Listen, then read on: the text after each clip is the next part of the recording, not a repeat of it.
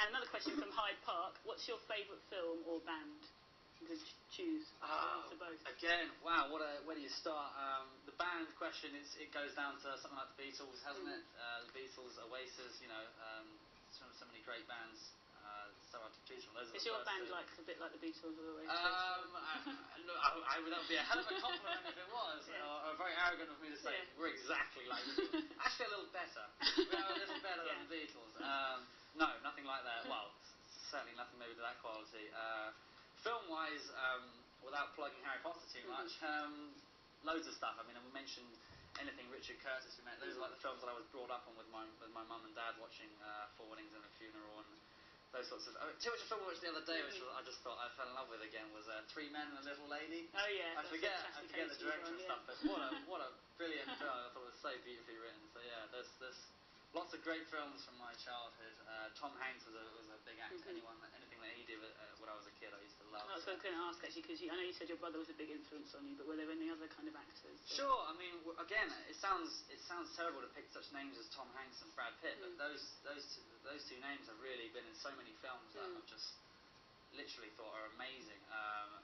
Tom Hanks, The Lady Killers, Castaway. I mean, there's I'm trying to think of some, Forrest Gump. I mean, Lord knows how many times I've seen that. I mean, you don't need to list off his film. And the same with Brad Pitt. Even some of his really earlier stuff. One of my favourite films is Legends of the Fall. Which I don't know if any film fellas have seen that, but I would highly recommend it. Anthony Hopkins as well. Those are really inspiring films. Those are sort of things that I think I really wish I'd written that or I'd read that before, so And what about, I mean, obviously one of the nice things about Harry Potter is there's so many good British actors and kind of an older generation to you. Are there any of them that you particularly look up to or kind of look for tips on the set? Sure, it's quite ironic. I've always said that, we're wizards at a school of magic, and in reality we're young actors at a school of acting, really, by some of the, I say some of them, literally the finest probably actors in the country. So yeah, we're very lucky. Some of them have been quite.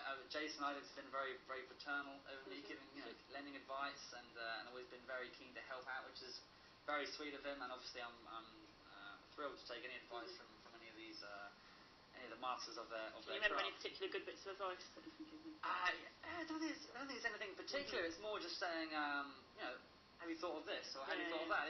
It's not necessarily he's saying this is better or this is right, this is wrong. It's just saying, have you thought of that? And it's like, good idea. And Helen McCrory, who plays my mum, is spellbinding. It's amazing, these actors who can talk just like you and I now. And they're telling a story about the time they went for dinner and they love the story and they roll cameras and then action and they turn into these evil. Helena Bonham Carter, who plays Bellatrix, she couldn't be a sweeter lady in real life, and yet you couldn't find someone more of a lunatic in the film. So it's incredible to watch that contrast between the two. I say the two women, it's just one, but it seems like two. So yeah, I'm very, very honoured to have witnessed all of that. This question is from Lambton, and the question is, what's your favourite place in the world, apart from right here, right now? I was going to say, wow, we're pretty much sitting here. Favourite place in the world, there are so many. And actually, something that a friend and I were saying the other day, places are only really that special to you, the people that you meet along the way. I just recently went to Berlin for 4 weeks to shoot the Apparition, the film I was just mentioning, and they had such nice people there, and everyone that I met on the streets and in the shops and cafes and stuff was so friendly that I loved Berlin. It came out with such a great response. So in that respect, Berlin was such an amazing city that I've been to. As far as physically, I was very lucky to go to Hawaii a couple of years back, and that was paradise, really, as far as places go like that. I didn't really expect it. I thought it was going to be a bit cheesy as far as all the parties and stuff, but I was sold as soon as I got there. I thought, brilliant. But yeah, overall I have to say, London's really the city that whenever I'm feeling a little tired of life or I need inspiration or anything to put a smile on your face, come to London and you'll find it somewhere in these streets. So yeah, I'm a big supporter of London. I can't wait for 2012. I think the Olympics coming to London are going to be very, very exciting, so looking forward to that. We've had lots of interest in your dog on the chat board. Great, fantastic. So can you tell us a bit more? What is it a girl or a boy? What's his name? Timber Cherokee Felton, full name. Timberland if she's been bad, or Timbs if she's good. Is that after the shoes or the... No, not really. Timber is her name, really. Timberland only came from when she was being bad, digging a hole in the garden 4 foot deep. She has a rather knack. She has a knack for digging. At the moment, she's trying to discover some moles in my garden, I think it is, she's after at the moment. But yeah, she's a 3-year-old Chesapeake Bay Retriever, which is a bit of a mouthful, which is basically a brown American Labrador with slightly wavy fur. They're great at swimming. They have webbed paws. Wow. It's quite superhero-ish. Yeah, so she can swim really, really well. And unfortunately, I do have a rather small pond in my garden, which she has gone into many a times. We've got to keep her out of that one. She's disturbed the fish a few times.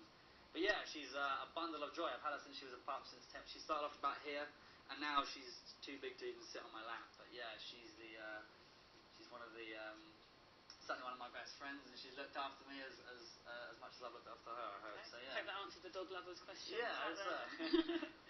I should have brought her, really. She could be right in the middle here, me and Tim's. Yeah. She would have loved it. Another possibly upsetting hair fact for you. Here we go. 100% of people at Hege want to see you with ginger hair. So Lord. I don't know if that's something It's going to have to be a rigged poll there. Yeah. I want to recount. This can't be right. Ginger, wow, okay, well, again, we might have a serious thing about that. You know, I've been searching for a colour to stick to. Yeah. I'll go and see Rupert, so maybe I can get some advice. It'd be a good thank you to your fans, I think. Okay, alright, well, if you see me in ginger, that'll be under your very kind request, so yeah. And Alcom asks, if you could play any other character in Harry Potter, who would it be?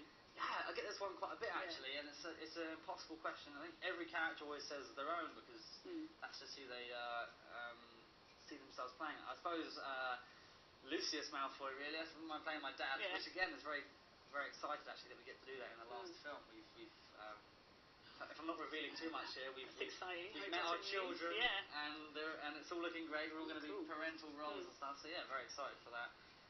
Voldemort's a great character to play, isn't it? I know, obviously, being all the baddies. Yeah, well, yeah. I love watching. Again, Rafe Fiennes is such a fantastic actor and a very charming, lovely gentleman. But when he turns it on and the eyes and the terrifying, genuinely terrifying. You don't need any acting to be scared of him, that's for sure. A question from Rose Aker. They want to know if you can take yourself back to this moment in time, how you felt when you got the part of Draco. Yes, I recall it very clearly. I was at a friend's house, and my mum rang his mum, who passed on the phone to me, and passed on the good news. And I was only 11 at the time, I think, maybe just 12. Did you jump up and down and scream a bit? Not really. It was kind of like, great kind of thing, because we've been going back and forth to this building, hoping that we were going to get a part in it. And of course, I didn't know anything of Harry Potter then, so I didn't realise it was going to be. Well, none of us really did. None of us knew that we were going to be there 10 years later. So obviously very excited when the film came about. And then halfway through the first one, they said, there's a small chance there might be a second. And they said that again. 10 years running. So yeah, looking back on it, I should have maybe jumped up and down and screamed a bit more than I did. But yeah, it was very exciting at the time. Can you remember the point when you realised, wow, this is kind of massive? I think actually, in between the first and second, that's when I naturally started picking up the books and read them all quickly. And I think there were 4 out at the time. It may have been slightly less or slightly more, but that's when I realised these stories are going somewhere. Yeah. The bulk of the story is not in the first one at all. It's actually 5th, 6th, and 7th or whatever. So yeah, straight away I thought we could be here for a while. And we were all worried at one point that they were going to have to replace the cast and get other youngsters in. We were all like, no, please, let us stay on.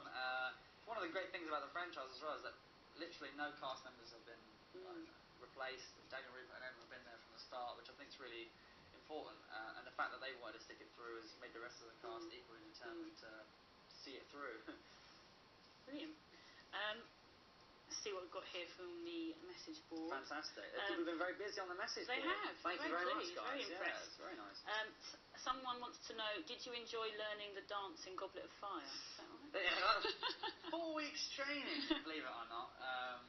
With a lovely instructor, I confess, I have 3 left feet, not even 2. Rather useless, especially with I think it was some sort of waltz we were learning. Luckily, I had a very patient young lady who managed to teach me something or other. For what all 2 seconds it was shown on camera, we would train rather hard for that one. But yeah, it was great fun. I mean, good excuse for me to learn a few moves, I suppose. Not that I did learn any moves. I'm sure if I was to reenact it now, it would look horrific, to say the least. Don't tempt me to ask you to. Well, actually, that's my next question.